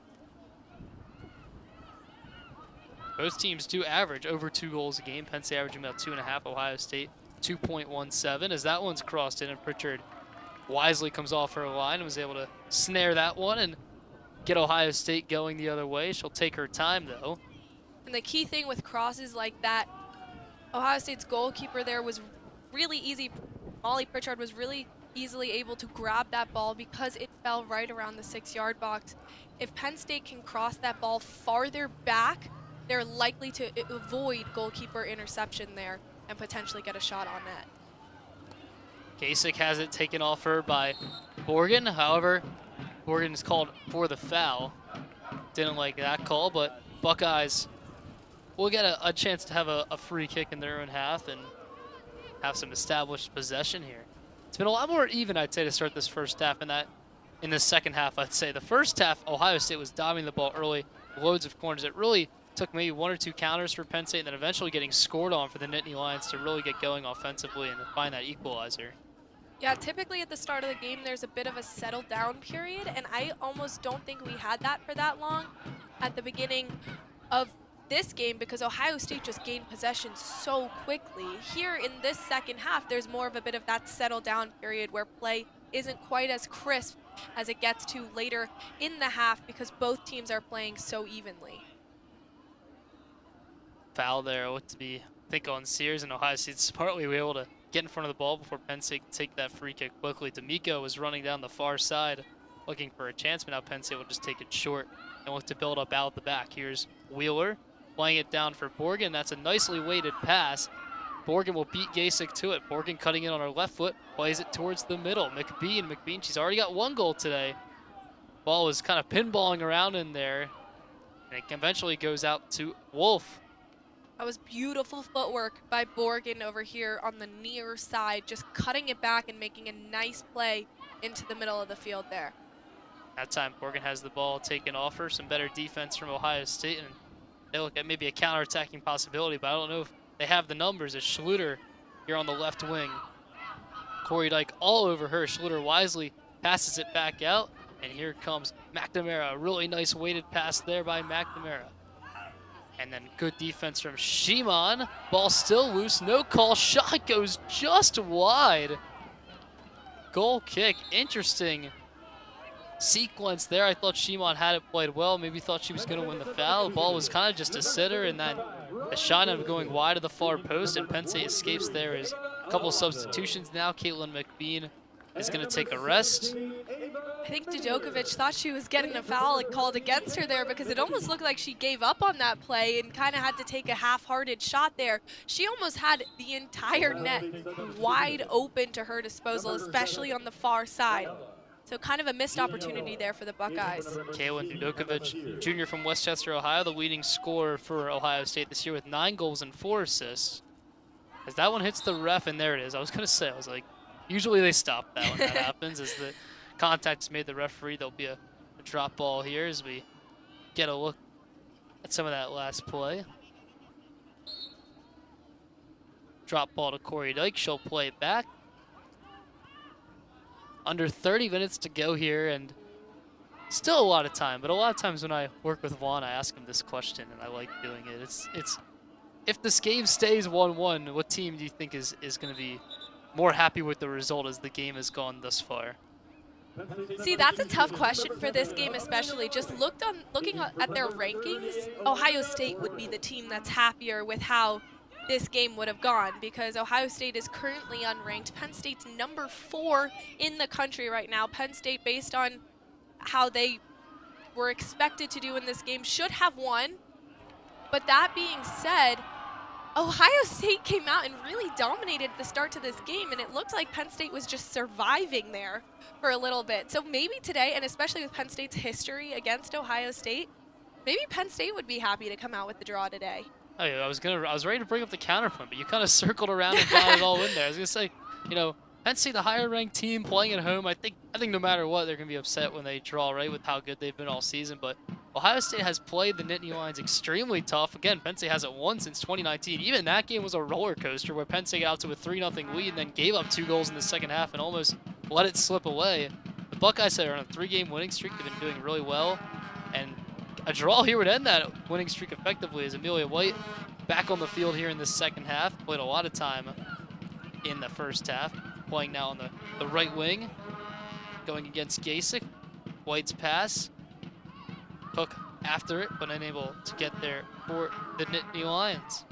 Or Minier, rather, who's out there now for Penn State. She recently came out as a sub, as I said earlier. McBean came off, but it'll be interesting to see what the teams think. Still lots of time to go, and judging by these teams' goal-scoring, statistics, we're probably not done seeing goals yet, but interesting to see how the coaches would feel after this match, how it's been going so far. Because Ohio State played really well, but still looking at a tie on the board. Again, Penn State, the home team, higher ranked, expecting to win something like this, trying to stay as the #1 team in the Big Ten, as we showed you earlier. But lots of soccer to play, and it's been very entertaining here on a Sunday afternoon. We once again thank you for joining us. Spanish broadcast, to say it a million times, available for the first time ever on Big Ten Plus. Juan Mendez and Carlos Garcia are in the call over there. If you want to check out in your Big Ten Plus app, that is also available for you. As Julia Rach is going to sub back on here for Penn State. Again, I mentioned her. Been like a super sub so far this year for the Nittany Lions. Hasn't been starting, but still 2 goals and 3 assists on the season for Rach. She's been really strong coming on. And Natalie Wilson will take a rest.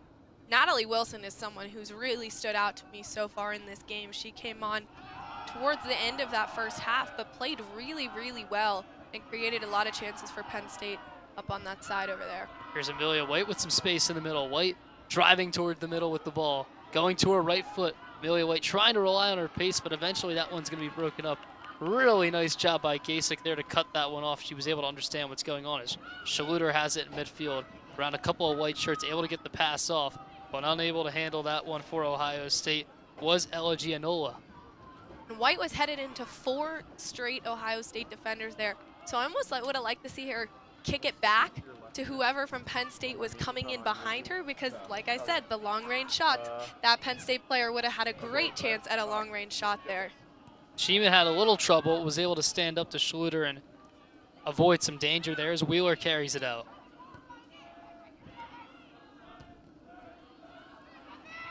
Ohio State really crowding the middle right now. From the Buckeyes one more time. Bramblett goes outside. Schluter takes the shot, maybe a pass, deflected in on goal, but never had a ton of pace behind it. Easy save for Osmond there. Wonder if Schluter was kind of looking for the pass inside, or if she was attempting the shot there, but just didn't have a lot on it. Deflection didn't have a lot on it either, and it's an easy save for Osmond. But a nice run of play for Ohio State here, as there's 25 minutes to play now in half number 2, and a 1-1 game here on Big Ten Plus.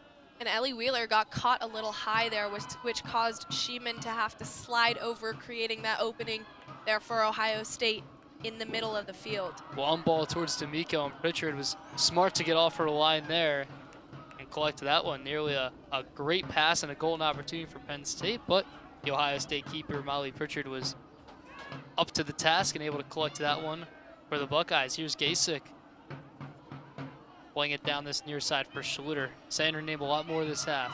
Schluter playing it long. And a great tackle there. The Penn State bench is excited about that one. That was a phenomenal play there in the middle of the field. Yeah, Dukovic, the leading scorer for Ohio State, was making a play there. Agresti with a great stop. Yeah, incredible. You see why they're relying on her more and more, playing that center back position. Dukovic, one of the top scorers, 9 goals. That's the most between both of these teams by any individual player. And an opportunity there running in, and Agresti not being afraid. You get that tackle wrong, that's a penalty, and then all of a sudden your team might be going down and it might be all your fault, but an incredible tackle, and as that corner is headed over, and it'll be a Penn State goal kick, and Caitlin McBean, well, after a quick rest, is going to get right back in the game. That's not only a penalty there, that could also be an injury. So the fearlessness she had to make that tackle and the confidence in herself that she would do it correctly was vital to making that play there. Coming off for Penn State, Ava Minier after a quick run. The ball's played out for Wheeler.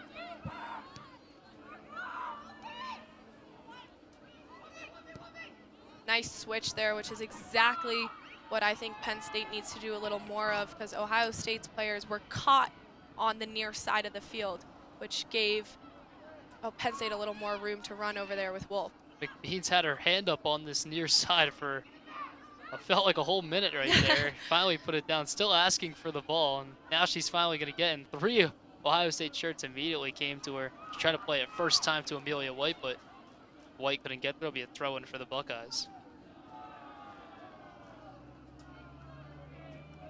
No team really right now has a whole lot of momentum. Like I said, it's still just a lot of back and forth play.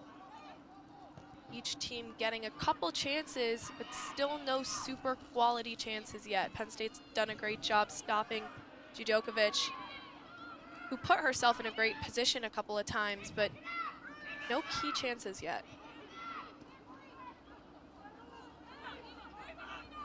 Ohio State coming their way. Like you mentioned, yeah, no key chances. You said it felt like 5-10 minutes ago. Hasn't really been that golden opportunity for either side yet. Maybe Dukovic's shot that was wide. I was almost not expecting it to be there. As there's McNamara on the far side playing it across. It's almost like the game slowed down a little bit.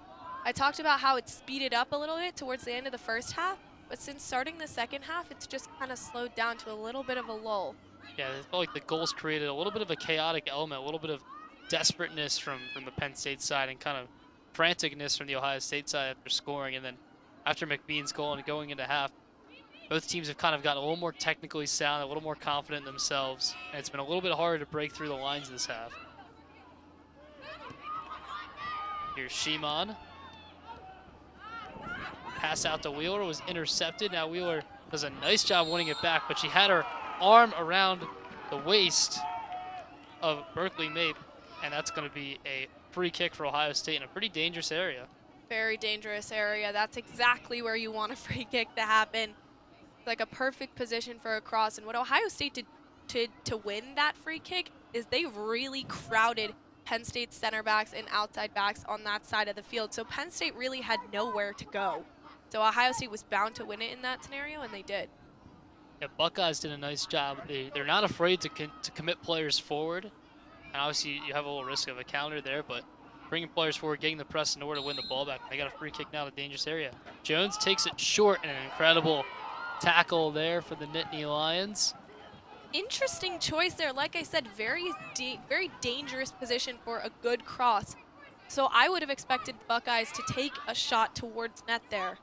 Looked like Jones was trying to change the angle and get it to McNamara as that stays in, and Corey Dyke does a nice job just clearing it down. It'll go out near the Penn State bench for a throw-in to the Buckeyes. Here's Hiltonen, and she'll actually leave this one, and McNamara will take the throw-in. McNamara, it seems like, has been everywhere on the field today for Ohio State. She's been really good. Drops it back for Hiltonen now, and McBean's telling the players to come up as an opportunity to get Penn State a little more forward now, not so crunched back, as Ohio State tries to recycle here. Hiltonen playing it to McNamara. Really nice step there by Julia Rage. An opportunity now. The long ball played towards D'Amico, and Pritchard does a nice job stepping out and clearing that one away. And that's exactly what Caitlin McBean wanted Penn State players to do in that scenario. Get up and press the Ohio State's back line.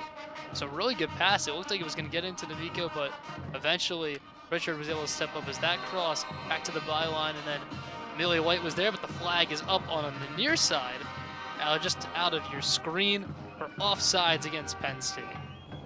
And Amelia White almost with a great opportunity there. Unfortunate for Penn State that they were offside. Yeah, it wasn't Amelia White. It was a little bit earlier in the sequence, but the flag went up. And Ohio State escapes without allowing Amelia White to even take that shot. Nittany Lions win it back here in an advanced position. Here's D'Amico out wide. McBean, D'Amico play a 1-2. Stepping nicely, though, was Jones. She collected. She's another player that's been all over the place, doing a really nice job as that one's cleared up into the stands. There'll be a throw-in for the Buckeyes as we're under 19 minutes to play now. 18 and a half to go here in half number 2. A 1-1 game between Ohio State and Penn State. Your goals scored first off a corner kick, volleyed in off the right foot of McNamara for the Buckeyes. And then for Penn State was McBean equalizing with a really nice shot going back to the left foot, inside, outside. And a really nice goal. As Ava Alonso is going to reinsert herself into the match now as the substitution's on for Penn State. We talked about Alonso before the game. She's been so key for the Nittany Lions. And that's been obvious today and in every game so far this season. Interesting positioning changes. Agresti comes out. Corey Dyke is dropping back to play center back, where we saw her for a lot this season. Starting this game back in her midfield spot. She also played like that on the road, playing in the midfield a lot last season, but starting this one playing at center back, and now with Alonso back in the game and Agresti coming out, Corey Dyke's going to drop back. Alonso's in midfield. Here's Wheeler. Amelia White cutting in around 3 Ohio State defenders, staying on her feet, drops to her knees, keeps going. Great job by Amelia White getting that one to Alonso, and Penn State can continue. Gleason for McBean, and McBean just couldn't control in time to get a shot away. The ball goes back to Pritchard. She'll pick it up. Ohio State gets away, but nice ball movement there from Penn State. Really nice run by Amelia White. Yeah, that was a great ball. Caitlin McBean, again, in phenomenal positioning. She couldn't get control of that ball. She struggled a little bit with that all season in terms of her technical play, but great ball there by Penn State. Amelia White's really flying, trying to take this opportunity. You can see her trying to chase down the ball right now for Penn State. As said, Peyton Linehan's been out of this game since the opening 5 minutes. She started the game, came out, but look at Amelia White there doing a really nice job, winning a throw-in for Penn State, just staying aggressive, using her best attribute, which I think is her speed, flying around the field. And now Penn State can go on this little run there. The last 2 minutes feels like the Nittany Lions are really controlling the offensive play as they come up here on the far side. Here's D'Amico, her cross back, headed away by Ohio State. Now White's back on it for the blue and white. And Penn State now has a lot of speed on both sides of the field here, with D'Amico flying down the left and White over here on the right. And they should definitely be using that to their advantage. Ohio State has lots of defenders back as that one's sent toward the middle and cleared away by Jones up and into the sand. So it'll be a throw in, a little more sunlight peeking through the clouds here at Jeffrey Field. Yeah, it's almost like Ohio State playing with a back line of 6 when Penn State comes into the attack third. Nice job by D'Amico, not touching that, just kind of stepping aside, letting that ball go out of play. It'll be another throw in for Penn State. Wolf to take it on that far side. You see with the sun in her eyes, takes that throw short. Ohio State gets to it first. Shimon does a nice job getting her foot in there. Physical battle on that far sideline. Penn State's going to get the ball back. Alonso to Shimon, and they'll switch the play. Here's Corey Dyke back in her center back position. We've seen a lot of her this year, being productive wherever she gets put in, whether it's goals or defending, and Corey Dyke's been fantastic. Here's Wheeler trying to play it through. That pass was deflected. But Penn State's still on the ball. Really good possession play from the Nittany Lions here. We hit the final 15 minutes of play here in this Big Ten match here on Big Ten Plus between Penn State and Ohio State. White's cross in, deflected. Now another shot. That was very, very awkward for McNamara, falling away to clear it. She wasn't in that much danger as I think she thought she was in, but that clearance was deflected, bounced back towards the goal. Was never going to get on goal, but luckily for the Buckeyes, Pritchard was there to scoop that one up, and Ohio State can have a nice sigh of relief. And we've said McBean's name a number of times today, and I'm going to say it again right now. There she was, pouncing on those second shot opportunities. And you said McNamara thought she had a little more time than she did. And the reason she didn't is because there was McBean pouncing on that ball, causing pressure, causing problems for the Ohio State back line. And you never know, that could have led to a goal right there. Penn State was looking for a call back there, didn't get it. Now here comes Dudukovic. She has the ball taken off her. Penn State's done a really nice job not letting Dudukovic get a ton of space. She's been an outstanding scorer for this Buckeyes team. As Amelia White's pass first time is intercepted. McNamara plays it across. Her pass was intercepted for a moment by Gleason, but able to be won back by Mape. And the Buckeyes can continue moving up here, trying to have a little bit of a counter punch in like a boxing match, and they're going to get themselves a free kick. No, the referee plays advantage. A long shot over the bar, and I think they're going to bring it back. They will give the goal kick. Referee played the advantage after the foul was taken. Ohio State took a shot over the crossbar, and it'll just be a goal kick. And Buckeyes probably might regret that chance. It was a good opportunity. It was a hard, 50-50. Either just stop, let the referee blow the whistle, get a good free kick opportunity, or take that space in that long shot, which you've been talking about, but that one well high over the crossbar. Yeah, if I were Ohio State, I would be kicking myself a little bit there, a little bit with that shot attempt there. Because, like you said, the foul was in great positioning on the field. So a little bit of stoppage of play and time to reset would have been beneficial. McBean, a really nice step, but then McNamara was there to meet her. Rach tried to leave it for McBean, and McBean tried falling down to play it across towards Amico, but that pass was too wide and goes out of play for a throw-in for the Buckeyes. Under 13 minutes to play. The second half's flying by. But once again, the goals in the first half were scored quite late. Yeah, as I said earlier in the broadcast, Penn State has a bit of a habit of scoring in the last couple minutes of the game against TCU, against UCF, against West Virginia, all earlier in their seasons. Goals came in the final 10 minutes of the match. So it'll be interesting to see if Penn State can kick it into high gear here with a couple of minutes left. Here's Gleason. Gleason, space to run into, plays the pass. Alonzo plays it out wide to D'Amico. D'Amico's cross in, cleared away by the Buckeyes. Shimon in a battle with Schluter. Shimon wins the ball there and plays it wide. McBean flicks it on with the head, but it goes safely into the hands of Pritchard. In that first half, both goals scored just about 7 minutes between each other. Ohio State goal was scored 9 minutes to go as that long shot easy for Pritchard to take there, but the Buckeyes scored their goal with about 9 minutes left in the first half, and Penn State scored their goal with less than 3 minutes to go in the first half. So both goals came right at the end. We'll see if that's still the case here in the second half as Sophia Lowder's preparing to come on for Ohio State. More bouncing of the ball there. No one really able to get control before Ohio State finally does, heading forward. And I think actually in the later part of this second half, Penn State's gotten the better of the possession. Basic being pressured by Amelia White, and once again Amelia White, tremendous job winning the ball. Buckeyes wanted a foul call. Nice back heel there by Alonzo, and Wheeler switches the play. Chested down. Penn State still in control. Gleason out wide. Amelia White, lots of space and players to find in the box. White's low cross ends up being way too close to the keeper, Pritchard, and she scoops that one up safely for Ohio State. Unfortunate, Amelia White, a really nice sequence there. Good pressure to win the ball back then. An opportunity to cross it, but a low cross and a cross that goes right to the keeper. She's going to be upset with that one. Yeah, and Julia Rach was there waiting right behind the 6-yard box there for Amelia White's cross that unfortunately was just too close to the keeper. Long shot there. That one a little pace behind it from Rach, but Pritchard once again there. Nice save. Collects it, no rebound. Really nice job from Pritchard there on that shot from Rach. And then a Penn State forward that we haven't seen yet today getting ready to come on, it seems, in the form of Elle Kirshner.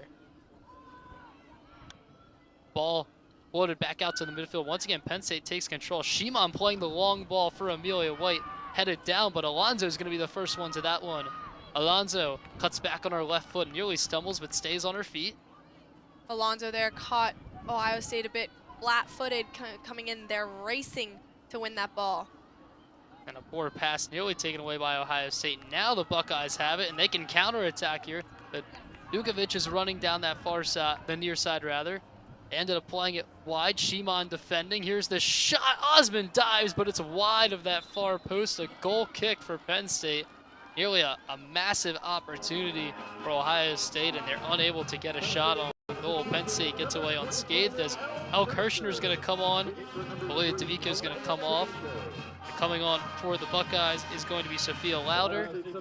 She subs on for number 7, Ella Gianola. And that shot was really, really, really well taken by Ohio State. Low and hard to the corner, just too far wide. The placement, the idea was there, but just not the finish. We are under 9 minutes, under 10 minutes to play now, but just hit that 9-minute mark. So we're judging by the first half. Might be the time for goals now as Dukovic tries to win this one back. Surrounded by 2 white shirts, does well to collect it. Now she can take her time. She has some space. Trying to play it through. That ball was denied. Amelia White comes up with it from the Nittany Lions. Now here's Julia Rach. Really nice patience there by Julia Rach, taking a look around and not just playing the first ball she saw. So I'll circle back. We talked a little earlier about, what team's more satisfied with the draw. What team's going to get a little more desperate to try and search for that game winner? Maybe commit 1 or 2 more forwards than you might think, as that long ball towards Rach and White was an in-betweener, and that one's picked off by the Buckeyes. Here's Ohio State coming from right to left. Dukovic playing the through ball wide. And that one's crossed and Osmond collects. I don't know if there's a singular team that's going to start getting desperate. I think both of them are going to start getting desperate here, and you're going to start seeing a lot more plays forward and far forward, because we're getting to crunch time here with 7:46 to go in the second half. And both of these teams want a goal. They want to stay doing well, at least for Penn State, on top of the Big Ten standings, and that requires a win here. Yeah, Penn State, it looks like they are going to get aggressive, like you said, subbing on another forward in the next couple of moments. Rebecca Cook is getting ready to come back on, as well as Rowan Loppe getting ready to join her, the redshirt senior. Loppe, as Penn State looking for the long chip just over the net. And I mentioned those long balls. There was a perfect opportunity. Great shot, just a tiny bit high over the crossbar there. But that was a great job by Penn State to take advantage of Ohio State's Molly Pritchard on her back foot there. Yeah, Pritchard has been great positioning all game long, but she was caught out there in almost a golden chance, just missed from Penn State. Now we can say both teams in the last few minutes have had really nice chances. Ohio State just missed wide, Penn State just misses high. And both teams can be a little energized now. Some substitutions on now for both squads. Some fresh legs as Corey Dyke is able to get to that ball first for Penn State. Now here's Wolf, and she's settled in nicely. That ball, Caitlin McBean, first time was able to take it down, but it was unable to be controlled by Rach. Now Wolf with a really good tackle to win the ball back for the Nittany Lions. Wolf's a player that I think has really cleaned it up here in this second half. That was a great tackle to save a potential Ohio State counter there. And like we both mentioned, in the first half, it almost came off a little nervous, but she really saved herself there.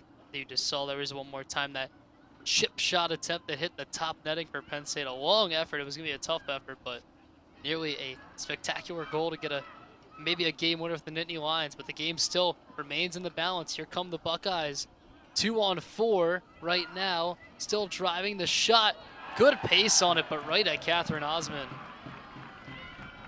Osmond wanted to get that one out quickly, was looking for options. Cook is running down that near side wing, but ends up taking it slow. She throws it out for Wolf. Bit too far, though, and the Buckeyes get back on the ball here. 5.5 minutes to go here in half number 2, all tied up at 1. We have had a scoreless second half, but both goals in the first half came at the end as Alonso's on it for Penn State. Plays it out for Wolf. Wolf nearly trips over the ball, then makes a nice move with it. Yeah, I think Wolf there, I just talked about her upping her play in the second half here. I think she needs to up her urgency right there. You're getting to 5 minutes to go in the game. No time for slowing the game down. Long shot well over the bar for Dukovic. Goal kick for Penn State, and that's kind of the bad desperateness, I'd say, Ohio State. Like, Dukovic, obviously you want your top goal scorer taking shots, but just kind of a little bit of a rush, long effort, looks a little tired. over the net, not even challenging the keeper. And it's going to take something better. Both goals were brilliant in the second half. Both these teams have strong defenses, good keepers, so it's going to take a really good effort to try and beat each other here as we're still tied at 1-1. As Shimon's unable to make a good tackle. Buckeyes driving toward Osmond, coming out of her goal and doing a nice job there to get off her line and get the ball. As Penn State looks to go the other way. Again, Osmond trying to get out quickly, but doesn't have many options available. She finally leaves it for Shimon. We're near the 4-minute mark. Shimon's pass intercepted. Here comes Sears. Driving to her right foot, shot off, but not enough power behind it. Rolls in on Osmond. She collects it. Under 4 minutes to play here at Jeffrey Field between Ohio State and Penn State. And unfortunate for Ohio State there that Sears could get nothing on that shot because she was in great position there. Really bad giveaway by Shimon in a really dangerous part of the field. But Ohio State could get nothing on it there. Penn State having trouble getting out the back now as Shimon's put under pressure. She has to send it towards the center. Cook trying to be the first one to it, but it is McNamara. McNamara asking for it back. That one comes to the near side. Wheeler playing it long, taken down by McBean. McBean a good turn there and then plays it to the center. Excellent from Caitlin McBean. Here comes a long ball looking for Elle Kirshner. She's got fresh legs. She just came on recently for the first time this match. Kirshner goes for the nutmeg. Kirshner on the byline looking for the cross. Unable to get it, but it'll be a corner kick for Penn State. A little bit of brilliance from Elle Kirshner with her first couple touches of the game. That was exceptional by Kirshner, but what disappoints me a little bit about Penn State's play there is there were only 3 people in the box there for Penn State. If you have a player driving down the line there with the opportunity to make a cross with a couple minutes to go in this game, I'd expect 6 Penn State players to be in that 18-yard box. Well, now at the corner, a lot more Penn State players are in there. Alonzo ready to take it. And now Agresti's going to come back on for Penn State, maybe getting some more size in there for the Nittany Lions.